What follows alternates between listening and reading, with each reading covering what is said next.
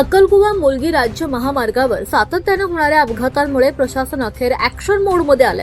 अपघातांचे प्रमाण कमी करण्यासाठी पोलीस विभाग आणि सार्वजनिक बांधकाम विभागानं संयुक्त पाहणी करत ब्लॅक स्पॉट म्हणून ओळखला जाणाऱ्या धोकादायक ठिकाणांची तपासणी केली।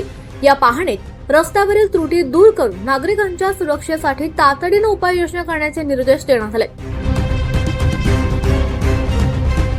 पोलीस अधीक्षक नंदुरबार यांच्या मार्गदर्शनाखाली अक्कलकुवा पोलीस ठाण्याच्या हद्दीतील गंगापूर नर्सरी जवळील अपघात प्रवण परिसराची प्रत्यक्ष पाहणी करण्यात आली।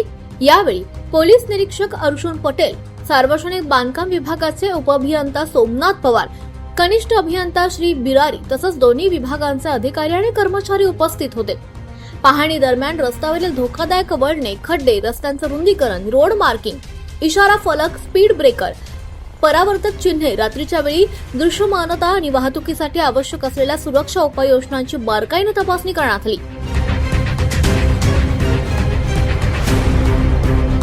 सार्वजनिक बांधकाम विभागाला आवश्यक दुरुस्तीची कामे तातडीने हाती घेण्याच्या सूचनाही देण्यात आल्यात। यावेळी अपघात टाळण्यासाठी पोलीस विभागाकडून वाहतूक नियमांचं काटेकोरपणे पालन, वेग मर्यादेवर नियंत्रण आणि सातत्याने जनजागृती मोहीम राबवण्यात येणार असल्याचं सांगण्यात आलंय।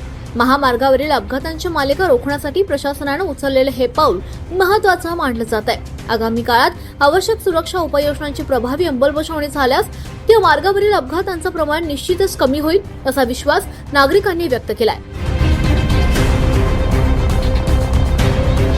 24 लाईव्ह महाराष्ट्र न्यूज साठी शैलेंद्र आहिरे, तळोदा, अक्कलकुवा।